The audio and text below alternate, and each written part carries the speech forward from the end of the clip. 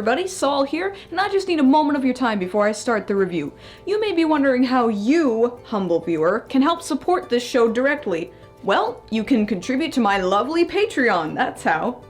On my Patreon, I have a whole whack load of fantastic rewards and various donation tiers. These rewards range from getting your name in the credits of every Eye of Sol review, to a private Google Hangout chat with me and other donators, to a personalized, signed and laminated piece of art from the show sent to the address of your choosing, and at the top tiers, you can request anything animated for me to review. Let's face it guys, YouTube isn't what it used to be. With your help, we can bypass the stupid, lame systems that YouTube uses to cheat money out of the hardworking people who upload to their website every single day. And you can rest assured that 100% of your donation goes directly towards producing the show. I mean, come on. Would I lie to you? So if you'd like to check out my Patreon page, it's listed in the description below, as well as on the end card at the end of the review. And now then, on with the review.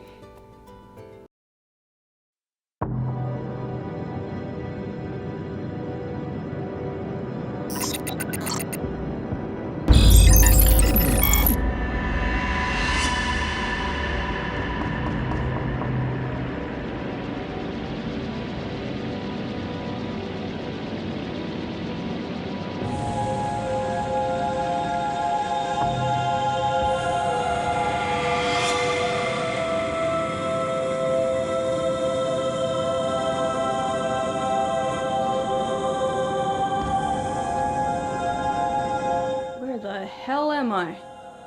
Apologies for the surprise, Sol. But I've had to move you. Move me? Well, more like move your void. Alter it so it's untraceable. Untraceable? Why does that matter? Look, it's not important, Sol. Just settle in and get comfortable. You'll be safer here, I guarantee it. Why not do a silly video to get your mind off of it? Okay. I guess.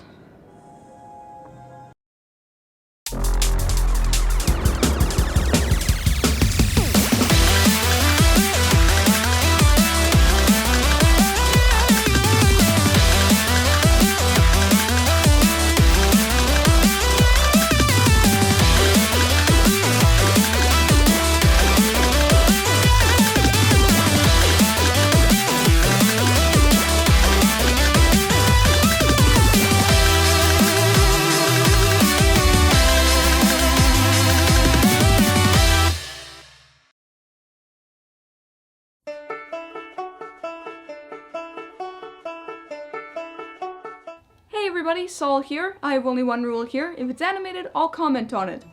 And, welcome to my new home, I guess. I suppose I live here now. For some reason. Anyway, let's not pontificate on that any longer because I've got a review to make. Or, as the Alpha and Omega calls it, a silly video.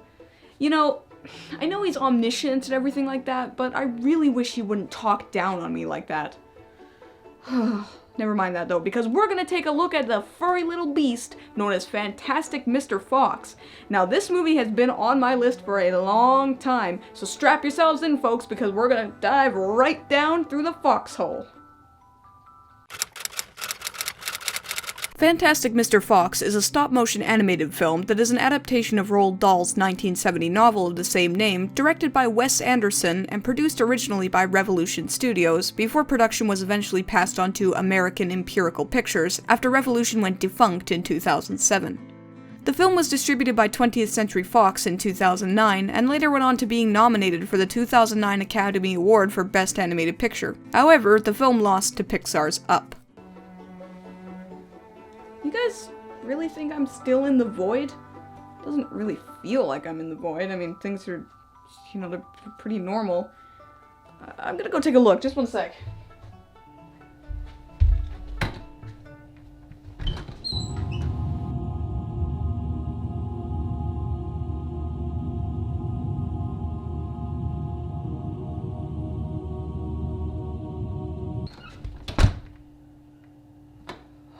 Okay, I guess it is in the void, so, anyway, let's get this started. Tell me, when was the last time you saw a movie about starvation, fear, obsession, and straight-up murder that looked like this? Obviously, I'm exaggerating a little, but I'm not far off from the bullseye, if you can believe it. Mr. Fox, a fox, is forced by his wife to find a safer career after he learns that he is to become a father. Years later, Mr. Fox finds himself drawn back into the life of a bird snatcher when he moves his family into a tree positioned right in front of the chicken farm of Mr. Bogus, the duck farm of Mr. Bunce, and the apple farm of Mr. Bean. No, not that Mr. Bean. This Mr. Bean. So that's the basic plot, around which a subplot involving Mr. Fox's son Ash and Mrs. Fox's nephew Christopherson revolves, but it's less interesting, so I won't get into that here. Now, I must admit that it's been a while since I've read the original book by Roald Dahl, but from what I can remember, this movie follows that narrative pretty well. That's something I can commend, as I prefer it when things adhere to the ASPCBTMIO rule, which stands for A Simple Plot Can Be the Most Interesting One rule. The movie chooses not to get bogged down in anything stupid or unnecessary, and instead knuckles down deep into the depths of dry British wit. Hopefully it's not too dry, I didn't bring any Visine. Still, for what it's worth, I quite like this plot, and I feel no more needs to be said on that regard, so let's just tiptoe through the tulips onto the characters. What the hell am I doing with my life? So, Mr. Fox is our blandly named protagonist, who is a cunning and sly, that hunts birds. That is, until he becomes a father, and instead becomes a newspaper columnist. Starving for his old life, Mr. Fox moves into a tree near 3 farms, and resumes his bird hunting in secret with the opossum superintendent of the tree named Kylie. Mr. Fox is a bit of a bastard, in all honesty. I mean, he puts his entire family in jeopardy and ignores everyone's warnings to not do anything stupid to pursue his own selfish desires. Still though, I find it hard to dislike him, and that's probably because he's just so fucking charming! He's like a much hairier Nathan Drake. He could charm the clothes off the Statue of Liberty, he could. Questionable morality, bird murdering, and poor listening skills aside, Mr. Fox really does earn his title. Now, because everyone else on the good guy's side is pretty inconsequential, I'm only going to talk about 2 more characters, namely Ash and Christopherson. Ash is the awkward, weird son of Mr. Fox, whose deal is that he is incredibly bitchy. Seriously, I don't understand what his deal is at all. He wants to be good at sports, even though he sucks at them, but more so he seems content to just complain about everyone and everything. So he's pretty high up on the bitchiness spectrum, but he's not quite king bitch. Still, definitely not my cup of tea. He's a bit too ashy for my taste. I get it! Then there's Christopherson, Mrs. Fox's nephew, who is also awkward and weird, but he's good at sports, and, well, pretty much everything else. Christopherson is a lot more likable than Ash, because he seems to accept his strangeness and just kinda rolls with it, which is something I can respect. And he doesn't have a trace of bitchiness, so he gets 1 gold star for that. Now, here's the part where I would normally take a glance at the villains of the movie, since there's 3 of them in total, but because the movie figured 3 villains was a bit much for its lean, lanky form, it really only has 1 antagonist, which is Mr. Bean, the owner and operator of an apple farm who subsists on a diet of pure alcoholic cider. Who the fuck does he think he is, Tavish de Groot? Hey! Anyway, Mr. Bean, no, not that Mr. Bean, is honestly just kinda there. He does a few intimidating things for sure, but he never makes much of an impression of any kind, though his lack of presence is nothing compared to Bunce and Bogus, who barely even have 2 minutes of screen time. I know they're part of the original story and all, but they may as well not even be there at all for what they contribute. I get it though, writing good villains is hard, so writing 1 good villain decently instead of 3 bad villains really terribly is better in my book. But I got nothing else to say on that regard either, so let's just get down with a heapin' helpin' of good things. And a heapin' helpin' I have here, mateys. For starters, let's talk about what's painfully obvious to anyone who's watched any of my other reviews involving stop motion animation. And if you haven't seen one of those reviews, then you should probably Nah, just kidding. Though the stop motion here isn't as stellar as something like Anomalisa or Kubo and the Two Strings, it has that stiff and mildly jittering style that I love oh so much that's like a mutant amalgamation of Wallace and Gromit, Robot Chicken, and the Lego Movie, despite that one not being real stop motion. In fact, the entire movie is like an atomic explosion of those three things, not just the animation style. It's got the quiet, simple, charming as fuck British mentality that Wallace and Gromit exudes, the somewhat nihilistic and off-kilter humor that Robot Chicken has in spades, and the cutting sense of self-awareness and aversion of expectations that the Lego Movie boasts. Let me tell you, boy, that's a triple blended smoothie I could see myself sucking down with glee. The amount of detail that has gone into the human characters is astounding, considering how little of them you actually see in the movie itself. It's definitely leagues above $9.99, wouldn't you say? Ugh. In fact, that detail is also pumped directly into the environmental designs, which are just dripping in pure atmosphere. It makes you feel like you've been dumped straight into a pile of autumn leaves and doesn't let you up until you have leaf particles jammed all up into your eyes, so that all you can see is orange and brown. I'm serious, it's almost on the same level as Over the Garden Wall with its level of intense autumn ambience. The only way it could be more autumn-y would be if we saw some jack-o'-lanterns, or trick-or-treaters traipsing the streets in full costume. But since we don't get any of that, I'm happy to fill in that gap. Spooky, scary skeletons. Rarely do I see animated films that have this sense of pure not giving a single fuckery and just focuses 100% on having a fun old time with everything they have, which is something I doff my hat to indeed. I believe it supplements this angle with the fact that it's certainly not for kids, despite its appearances. No, this movie doesn't pull its punches in terms of the adult themes and imagery here. Everything from smoking, to drinking, to literal cussing, to shooting off tails and wearing them as clear signs of challenge to the tail's owner. I'm sorry, what's this movie rated again? PG? Well, it seems reasonable. Yeah, totally reasonable rating, yeah. Really though, you can just tell by looking that this is a movie that was made by people who genuinely cared about bringing the Roald Dahl story to life on the big screen, instead of just bringing Tim Burton's white-faced Johnny Depp fetish or terrible late 90s CG mechanical sharks to the big screen. In saying that though, there's a few niggling things we need to address, like ticks in the soft, foxy fur, and the only way to get them out is to brush them out! So then, in terms of the bad things in this movie, don't consider these huge bombshells or anything. Rather, they're more like Derringer bullets. They may not blow your brains out, but you can't deny their impact, despite how weak they may be. Powerful weak.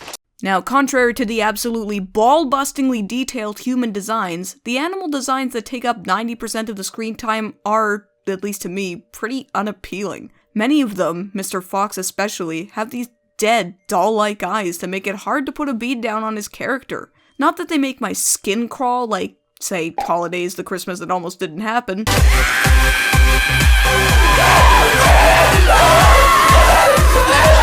But it's undeniable that many of them feel a bit too static for my taste. And speaking of static, do these animals ever wash their clothes with fabric softener? Because it seems like the static cling is making their fur constantly move around, and it's incredibly distracting to me, especially during the more serious moments. Now, I know keeping the hair and fur still on stop-motion models is really goddamn hard, hence why many designers and animators just build the hair straight onto the models to minimize the chances of fucking up the frame-by-frame animation. But not here, oh no! I respect the effort, but it seems like there's never a still moment in the entire thing because of it, and I just can't keep my eyes off of the fur. It's like the movie is having a constant muscle spasm or something, it just can't keep still.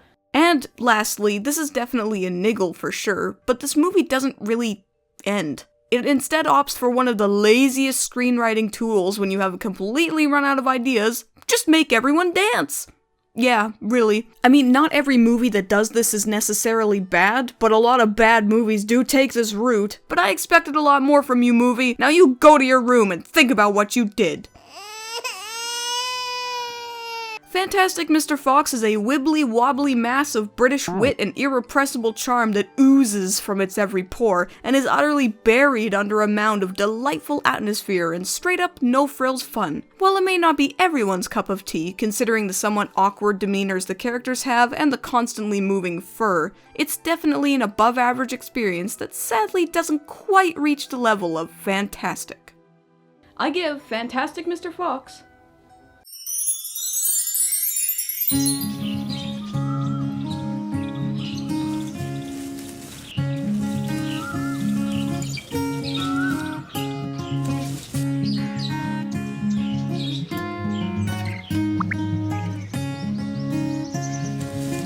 3.5 eyes out of 5. So, Fantastic Mr. Fox. Is it watchable? Certainly it is, although sometimes, like I said, you just can't keep your eyes off the damn fur! Is it enjoyable? Well, if you're not the type who enjoys quiet characters and quirky, offbeat British humor, then you probably won't like it. But if you eat that shit up like the fecal philiac you are, then I can most certainly say yes. Is it memorable?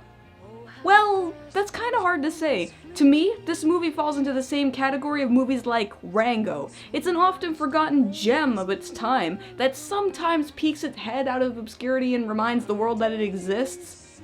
Although I'm pretty sure it's popular on the darker corner and the furrier corners of DeviantArt, but, I don't want to have that in my search history, so I'm not going to bother researching that. Anyway, thank you all for watching my first review in this new location that I have. I hope you enjoyed it, and I guess that's all I gotta say, so good day from the new place, everybody. I mean, it's not the same, but I guess as long as it's safe, then I'm happy, I guess.